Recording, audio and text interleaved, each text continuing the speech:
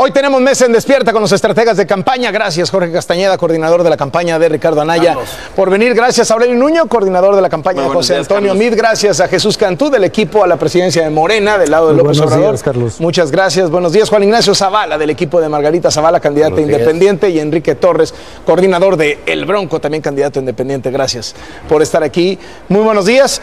Hoy es Día del Maestro y lo que ha normado últimamente la campaña ha sido la polémica por los temas educativos. Aurelio Nuño es un sector conoce, fue secretario de Educación Pública.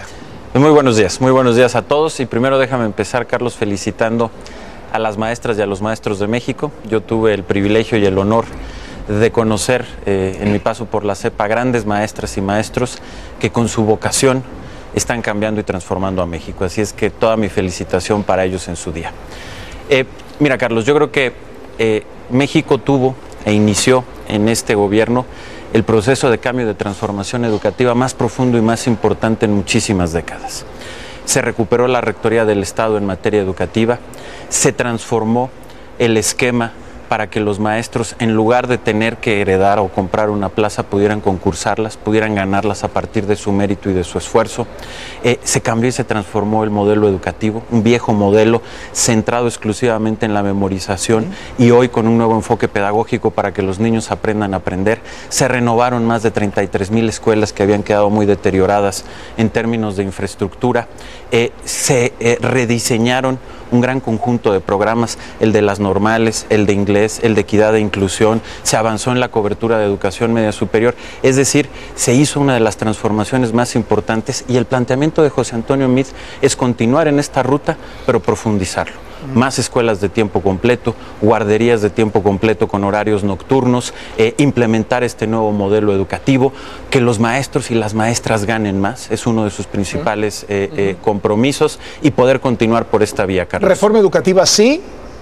Absolutamente, Jorge Castañeda, tal y como lo dijo Ricardo Anaya en Aguascalientes el domingo, es decir, una reforma que debe seguir adelante, pero que tiene que ser puesta en práctica de una manera distinta en muchos aspectos. Podemos tocar varios de ellos, pero me concentraría en uno: este gasto excesivo, desbordado en publicidad, en comunicación social por parte de la SEP, gastando casi el doble en el 17. La SEP de Aurelio Nuño. La SEP de Aurelio Nuño, el doble en el 17 que el gasto en capacitación, y muchísimo más que ya cuando salió Aurelio de la Secretaría y entró Otto Granados. No es que no se deba hacer publicidad, pero ¿por qué tanta? Te voy a decir por qué tanto, y la verdad no es culpa de Aurelio, es culpa de su jefe Peña. ¿Por qué? Porque este gobierno se decidió a gastar enormes cantidades en publicidad a sí mismo. 2,000 millones de dólares en los primeros 5 años, según el New York Times, en un largo reportaje.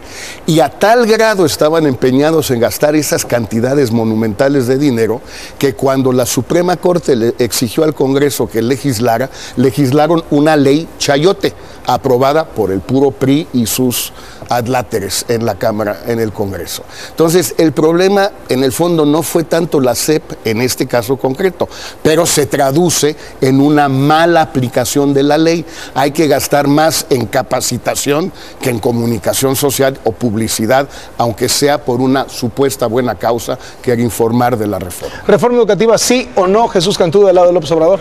A ver, por supuesto, hay un compromiso muy claro de Andrés Manuel, justamente de fortalecer una educación pública, gratuita y de calidad. Y esto está claramente planteado en el decálogo que dio la semana pasada. Y aquí hay aspectos donde hay diferencias claras con lo que ha venido sucediendo hoy. Una primera es, la educación hoy realmente no es gratuita. Están estas famosas cuotas de mantenimiento y están una serie de cuestiones donde al final de cuentas los padres de familia les cuesta mucho. Esa es una primera gran diferencia. Una segunda gran diferencia es que hoy no están comprometidos ni incorporados realmente, porque hay un gran descontento, los maestros con esta transformación de la educación y con este mejoramiento de la calidad. Y allí es justamente donde está la diferencia. Se considera que debe haber una revisión y una reforma a la ley del servicio profesional docente, sí, para mantener, por supuesto, no hay discusión en eso, en la rectoría del Estado, Sí, por supuesto, con evaluaciones a los profesores y con evaluaciones también que se hacen a los alumnos, pero ¿cuál es el destino de las evaluaciones? Esa es la gran diferencia. O sea, acá se piensa que las evaluaciones deben servir fundamentalmente para identificar las grandes áreas de oportunidad, para lograr justamente dar el gran brinco y obviamente que los profesores estén comprometidos con esto. Ahí están claramente, está este compromiso completo, se requiere mucho más inversión en infraestructura. Todavía, a pesar del esfuerzo, y vamos a conceder, suponiendo sin conceder que se ha hecho todo esto en las 30,000 escuelas, etcétera, etcétera, se requiere un gran esfuerzo y se requiere también hacer una realidad que haya internet público absolutamente para todos, fundamentalmente en las escuelas. ¿Derogar la reforma educativa?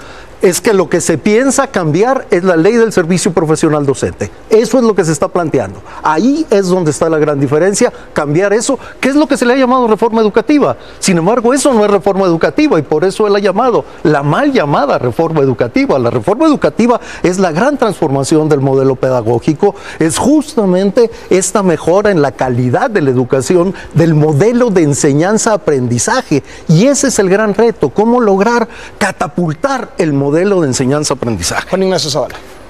Completamente a favor de la reforma educativa. Sí creemos que es realmente un avance, creemos que hay cosas donde se deben efectivamente profundizar, despolitizar. Creo que lo que está pasando, digamos, Andrés Manuel López Obrador es clarísimo que está politizando la educación y la está llevando al terreno electoral, y creemos que ese es lo que le ha hecho mucho daño a la educación en México. Hay que hacer énfasis en las normales, en la capacitación propia de los profesores desde que empiezan el estudio para dar clases. ¿Por qué? Porque antes, digamos, daba lo mismo dar clases o no dar clases, simplemente titularse y ya, después buscar una cuota y ponerse ahí en a recibir el sueldo. Creemos que las ideas de evaluación y capacitación, adelante con ellas. ¿Qué dicen del lado del Bronco?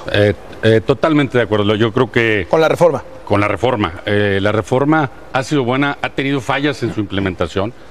El Bronco lo ha dicho, hay que mejorarla, y él tiene con propuestas muy claras y muy sencillas, que es empoderar al maestro, devolverle el poder al maestro para que pueda realmente poner orden. Ayer le preguntaban que cómo puedes combatir el bullying. Pues una manera es dándole un poquito de... Los niños también. Podría ser. Expulsando a las gordas también. También. Podría ser una buena opción. Una buena opción. A mí no se me hace para eso. Pero bueno, pues lo ha dicho él, ¿no? Pues digo. Pero volviendo al tema, empoderar al maestro, porque lo que ha pasado es que, por ejemplo, el bullying, el maestro ni en el bullying, ni en las faltas de respeto, ni nada puede actuar, porque automáticamente vienen los papás y protegen a esos hijos, y el maestro siempre está, ahora sí que temeroso de los niños, diferente a lo que yo por lo menos viví cuando era niño, donde tenías un respeto al maestro sin que eso llegara. Obviamente para esto hay que capacitarlos, hay que meter en la educación más cuestiones de valores, o sea, meternos un poquito a la educación en valores que se ha descuidado, y a educar en la parte de la igualdad de género.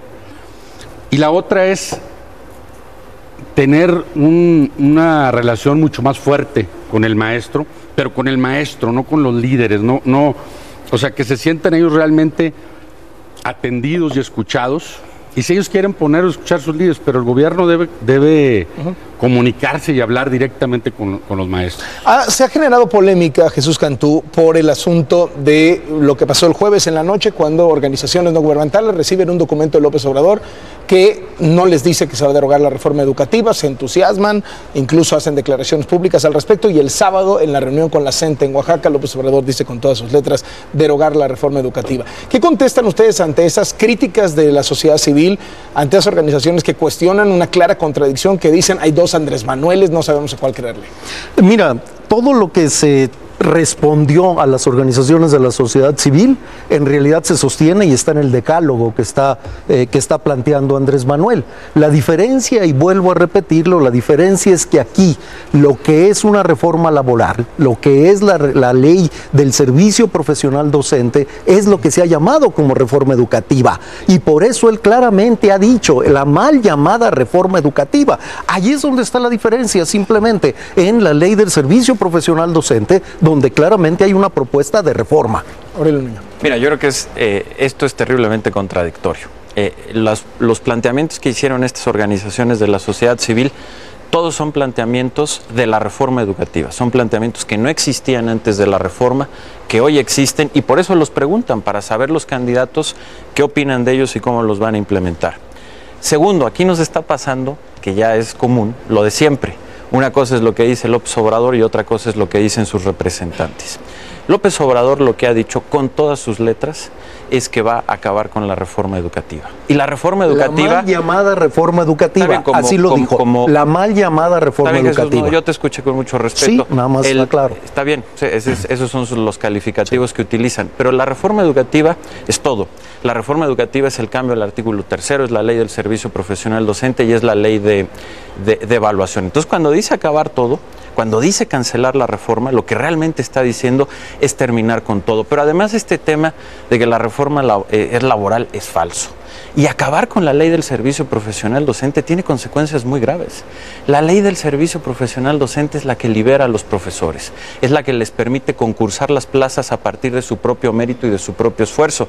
Van a cancelar eso para regresar a la venta y a la herencia de plazas. Es la que permite que el profesor tenga su mérito. Y déjame dar algunas cifras porque es muy importante cuando dicen que los maestros o gran parte de ellos no están con la reforma educativa. Primero, a la fecha se han evaluado ya más de 1 millón de maestros, 1.2 millones de maestros, de los cuales 650,000 ganaron su plaza por ingreso por primera vez. En lugar de venderla, heredarla, ir a quedar bien con un líder, la ganaron por su mérito y su esfuerzo. 153,000 directores han ganado su plaza por esfuerzo. Acabar con la ley del servicio profesional docente significa traicionar a estos maestros que han ganado esa plaza con su mérito y esfuerzo, Carlos. Sí, es un poco el mismo problema. Mira, Chuy, ayer casi 100 organizaciones, estas que estuvieron reunidas desde la semana pasada, le mandan una nueva carta que sale hoy en los medios a Andrés Manuel diciéndole cuál es el López Obrador al que hay que creerle, el del jueves o el del sábado. Nosotros ya hemos resuelto aquí cuál es el Andrés Manuel al que hay que creerle.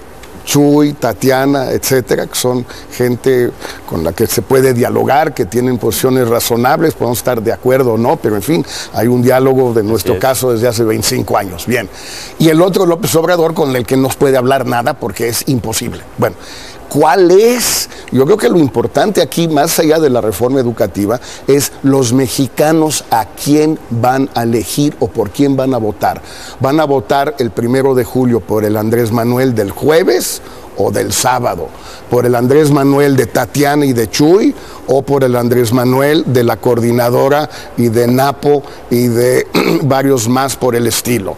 ¿Van a votar por el Andrés Manuel que dice va a cancelar la reforma energética o por el Andrés Manuel cuyo representante en Washington ayer dice que solo los contratos y que además seguramente todos los contratos están bien? Pues por fin, ¿cómo va a cancelar la reforma energética si todos los contratos están bien? Luego los mexicanos tenemos que pensar muy bien por quién votar el 1 de julio. ¿Cuál de todos los Andréses Manueles? Déjame decirte algo muy rápido, nada más. Yo creo que no hay duda. López Obrador ha sido clarísimo. López Obrador siempre ha dicho que va a cancelar la reforma, que va a revisar los contratos energéticos, que va a hacer un pacto con los criminales. Los que cambian las versiones son la gente que trabaja con Andrés Manuel, pero yo creo que de él no hay duda. Sí, sí, seguimos con ahora esta vez sí la cambió, Aurelio, sí cambió de jueves a sábado, según esas organizaciones. Pero el documento lo enviaron, no lo dijo. Está mal planteada. Hay un Andrés Manuel que es el del sábado. Sí, claro. O sea, no les quepa duda. Jesús, Tatiana, Mario, Martí, cada martes nos cambian compañeros. O sea, es muy distinguido Jesús, por supuesto. Ellos son los del jueves. Hay un solo Andrés Manuel y es un Andrés Manuel estatista, corporativista, que le gusta estar aislado del mundo. Ya dijo que vamos a producir todo lo que vamos a consumir. que nos vamos a aislar del mundo, que vamos a vivir en una isla, quiere regresar la educación a 30 años atrás. Yo creo que extraña a Jongitud, ¿no? Que le ha de haber tocado en sus mocedades, ya trae el Bester, en fin. Yo sí creo que es una definición muy clara que está tomando Andrés Manuel, así como también me parece que Mid y Anaya debieran ser mucho más claros en sus definiciones en otros campos. Es claro que Andrés Manuel es el que quiere cancelar la reforma educativa, el que va a tirar el aeropuerto, el que quiere cancelar las inversiones, el que quiere revisar los contratos y el que quiere dar un salto para atrás para que México regrese al blanco y negro. A ver, por supuesto que no hay diferencias y quiero plantearlo muy claramente. Yo me estoy basando totalmente en el decálogo que señaló Andrés Manuel, no estoy cambiando nada. Los que cambian son los representantes de los otros candidatos que quieren justamente tratar de hacer creer, de engañar a la población respecto a que hay estas diferencias, ¿no? Yo quiero decirlo también con toda claridad, no se está hablando de derogar la ley del servicio profesional docente, se está hablando de reformar la ley del servicio profesional docente y lo que se pretende justamente, no se pretende bajo ninguna circunstancia, y lo quiero aclarar, que se puedan heredar las plazas, que se puedan comprar las plazas, que se pueda regresar a algunos de los grandes vicios, que por cierto no los provocó Andrés Manuel. Todos esos vicios precisamente los provocaron el PRI y el PAN, y durante los gobiernos del PRI y del PAN precisamente, inclusive el fortalecimiento y toda esta entrega de la educación a la lideresa del sindicato se lo dio el PAN justamente. ¿Qué reformas hizo Andrés Manuel en la educación cuando fue jefe de gobierno? Es que aquí hizo una universidad de la cual se ha titulado creo que el 4% nos hemos estado respetando el uso de la palabra y ahora sí se la aclaración. Entonces, nada más lo quiero aclarar. En el caso del Distrito Federal, las limitaciones que tiene en materia de educación son absolutas, porque aquí directamente es responsable la Secretaría de Educación Pública. Él no podía hacer grandes cambios en materia de educación en el caso del Distrito Federal cuando él fue jefe de gobierno. Y ahora está muy claramente planteado qué es lo que se va a seguir. Y lo que se quiere precisamente, y es uno de los grandes planteamientos, es diseñar un modelo de mejoramiento de la calidad del modelo de enseñanza-aprendizaje, incorporando a todos, incorporando desde luego a los maestros, incorporando desde luego a los padres de familia, incorporando a la sociedad e incorporando a expertos para poder tener un planteamiento que logre esto. Pues mira, yo creo que no hay duda que todos los mexicanos quieren una mejor educación para sus hijos, quieren que sus maestros estén evaluados. No hay duda de que tratar de entender o confrontar las ideas con Andrés Manuel o con su gente es muy difícil porque siempre va a ser lo contrario de lo que tú digas.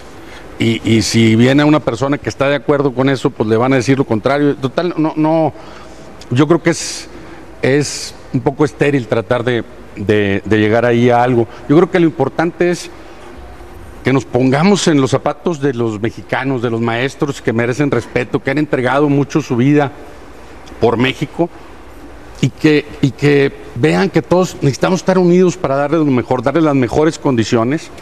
Necesitan ganar más, necesitan ser respetados. Hemos logrado como sociedad malamente que el maestro esté desprestigiado cuando la mayor parte de ellos han entregado o están entregados su vida por los mexicanos. Ellos quieren ser evaluados, la mayoría, ellos quieren ser mejores, ellos quieren hacer un esfuerzo. Y definitivamente, yo no digo que no quieran algunos a sus líderes y los puedan escoger, pero seguramente yo casi les puedo garantizar que ninguno de ellos quiere estar supeditado a que los líderes, como lo está haciendo Andrés Manuel, tengan todo el poder y los hagan senadores y los hagan... Perdón.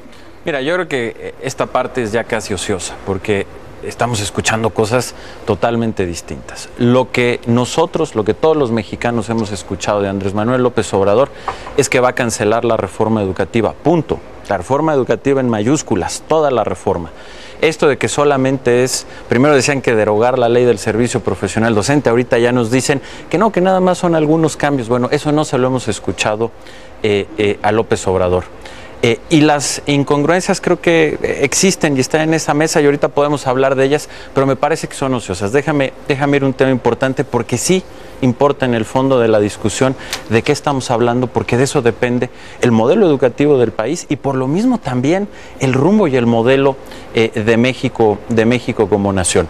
Yo estoy de acuerdo con Enrique y eso yo lo pude vivir y palpar como secretario de Educación. Todas las semanas visitaba escuelas, tenía un diálogo directo con las maestras y los maestros. El compromiso de las maestras y de los maestros con sus alumnos, su vocación, su pasión, es absoluto. Cómo han entrado a este proceso de cambio ha sido admirable.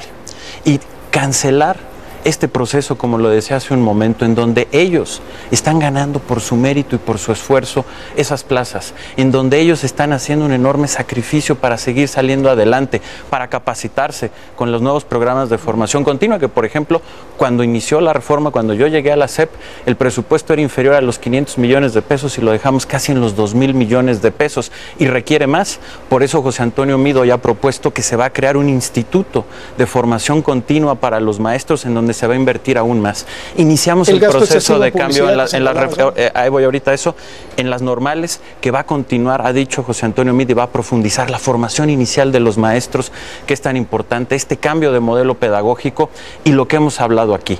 Echar eso a la basura, Carlos, echar eso a la basura es cancelar un futuro de felicidad y de prosperidad para muchos niños y jóvenes. Sobre el tema de publicidad, Carlos, decir que se hizo esa inversión porque se necesitaba.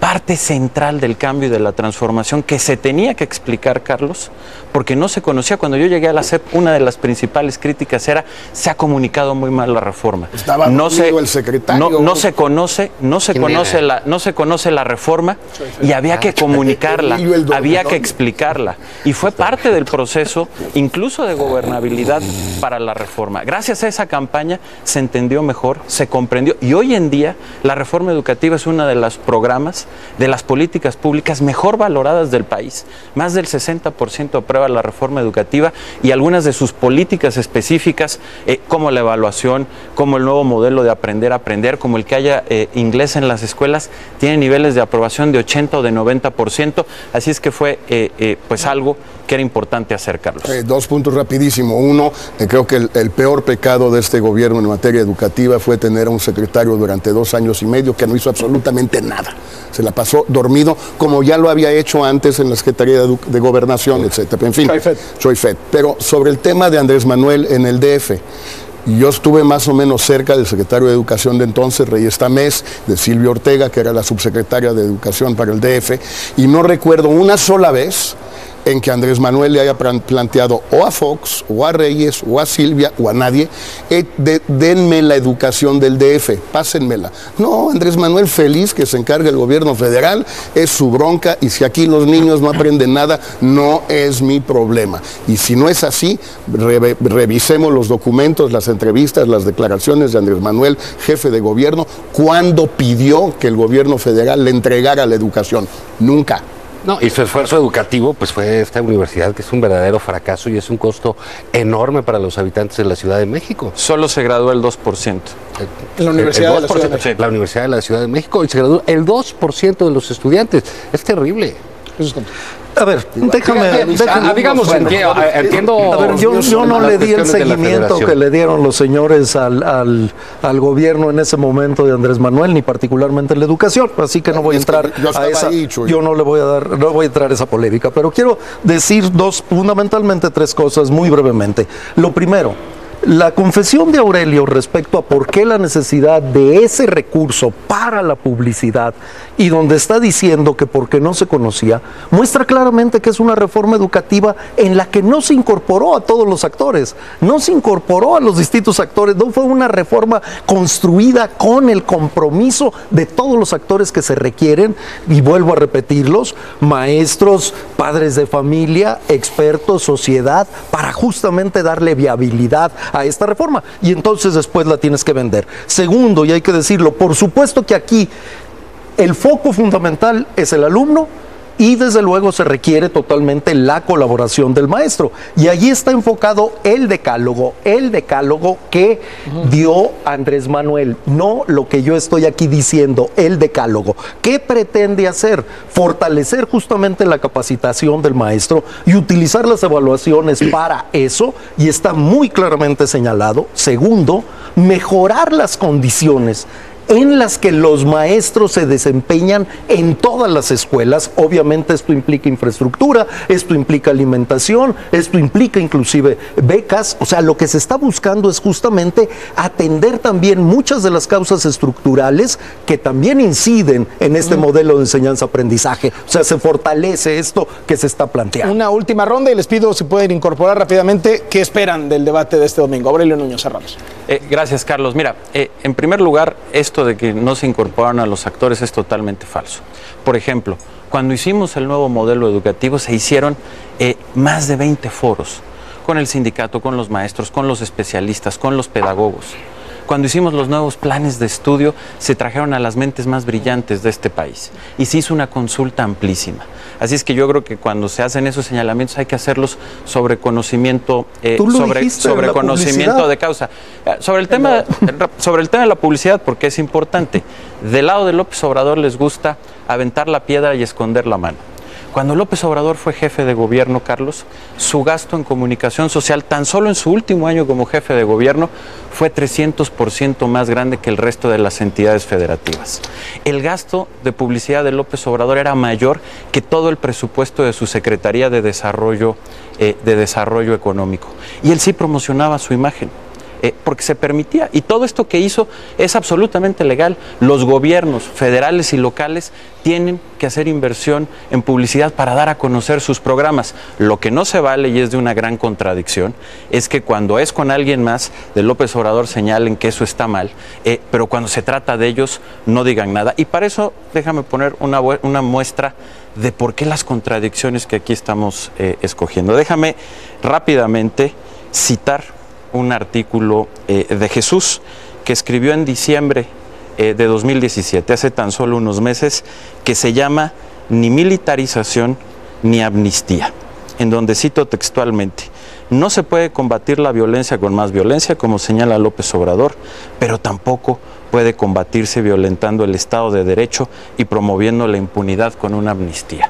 Y López Obrador lo que propone es una amnistía. Es tan solo una muestra de cómo quienes vienen aquí, que es gente, yo estoy de acuerdo, con quien se puede dialogar, como es Jesús, pero ellos dicen una cosa y lo que hace López Obrador es totalmente distinto. Esto es tan solo una muestra como lo que acabamos de ver en educación. Y simplemente para terminar, cuando yo escucho a Jesús decir el supuesto plan de educación de López Obrador, pues yo le digo, súmate a nuestra campaña. Ese es el plan de educación de José Antonio Meade. Pero cuando yo escucho a López Obrador, que jamás lo he escuchado decir nada de lo que aquí han dicho Jesús o Tatiana, pues lo que él simplemente dice es, voy a cancelar. Así es que yo creo que en ese aspecto está muy claro. Y simplemente para concluir, pues viene el segundo debate y seguramente va a ser un momento clave para poder contrastar estas visiones, estos proyectos y estas contradicciones que se tienen. Jesús Sánchez, para cerrar. Sí, absolutamente. Carlos. Así empieza el artículo. Habría que leer las conclusiones, lo que es la parte final de ese artículo, porque ahí justamente empata totalmente con lo que se ha venido planteando de lo que es este proceso integral de paz. Nada más para aclararlo, ¿no? Lo recuerdo perfectamente el artículo. Absolutamente que lo recuerdo. El segundo, hay que decirlo, en materia de educación y muy claramente, está el compromiso, y ese es el gran objetivo justamente de este decálogo de la educación, que empieza justamente con el fortalecimiento de la educación pública gratuita, y aquí quiero ser muy enfático, hoy lamentablemente la educación pública no es gratuita. La realidad en las escuelas es que se cobran cuotas de mantenimiento y se obliga a los padres de familia a llevar en especie una serie de supuestos enseres que se requieren en la escuela, pero que en realidad le cuestan. Eso es fundamental. Y de calidad. Y esto implica la reconstrucción justamente o la revisión de este modelo pedagógico de una forma totalmente incluyente, donde participen todos los actores que hemos dicho. Debate. Y del segundo debate, bueno, pues esperamos que se logren confrontar las ideas ahora sí, y que no sea simplemente pues ir a atacar al puntero, porque tienen temor de que gane la elección, como hoy todas las encuestas lo apuntan. Juan Ignacio Zavala. Bueno, mira, yo creo que respecto a lo que sean avances en los cuales un buen porcentaje de los mexicanos estamos de acuerdo, pues ahora sí que ya sabemos quién está en contra, ¿no? Y es Andrés Manuel, es el caso de la reforma educativa y de otras cosas que tienen que ver con desarrollo y modernidad. Será interesante ver qué piensa él de México en el mundo. En el debate hay un tema pendiente, sí, que se debe resolver, que no resolvieron ni los gobiernos del PRI, por supuesto, ni los gobiernos del PAN tampoco, que es el gasto en imagen. Hasta el puro rubro de imagen no es correcto. Pero sobre el segundo debate, pues mira, yo pienso que es o un salto hacia adelante de varios de los candidatos o es un brinco al vacío. Así que sí va a ser interesante. Enrique Torres, del lado del Bronco. Bueno, mira, primero que nada, yo quiero decir que yo respeto, no sé si respeto o admiración a quien viene a representar siempre a López Obrador. Debe ser difícil tratar de argumentar y defender cosas tan difíciles de defender. Yo me sentiría incapaz de poder defender esa ambigüedades. En cuanto al debate, pues yo creo que vamos a tener sin duda un Bronco con ventajas porque tiene los mejores asesores que no tienen los demás, que es el estar en la calle, platicar con la gente, platicar en los mercados, platicar con las víctimas, platicar con los migrantes, platicar con el tendero, platicar con el empresario, pero platicar de veras, no estar en un meeting hablando con un montón de gente que te trajeron. Y la capacidad que tiene el Bronco de sintetizar ese sentimiento, y eso es muy grande, y es lo que le permite hacer propuestas distintas, drásticas, pero a fin de cuentas aceptadas por muchos. Él tiene una cualidad que es muy difícil ver, o yo no veo en los demás candidatos, que es decir, oponer sus posturas de manera clara y precisa. A él no le da miedo decir si está en contra o a favor del aborto, no le da miedo decir si está a favor o en contra de la marihuana, no le da miedo decir si está a favor o en contra de cualquier cosa. Está en contra de todo, es fácil. No está en contra de todo, está a favor de lo que dice. Anaya está a favor o en contra del aborto. Anaya está a favor. Dicho, él en lo personal está en contra, pero no quiere despenalizar a las mujeres. Está clarísima la postura. Así no lo dice, pero... Bueno, entonces no lo dice. Entonces yo creo que por eso va a tener una ventaja. Lo van a ver, como repito, Bronco va a sorprender como lo ha hecho y seguramente eso nos va a poner muy bien. Cerramos, Jorge Castañeda. Mira, yo creo que va a ser muy importante porque es sobre un tema que no suele ser debatido, que es la posición de México en el mundo. No es tanto un debate de política exterior, pero sí va a ser de comercio internacional, de inversión, de seguridad fronteriza y crimen transnacional y de los migrantes. Yo creo que Anaya va a hacer lo que hizo en el primer debate, exactamente lo mismo, porque así como ganó de calle el primer debate, pues mejor repetir lo mismo porque se fue tan bien y va a ganar el segundo también. Pero creo que también va a haber más posibilidad, quizás por el formato de town hall, de interactuar con la gente, más posibilidad de formular más propuestas más claras sobre todos estos temas que van a ser tan importantes para los próximos 6 años del futuro de México. ¿Qué queremos? ¿Atraer más inversión o espantarla?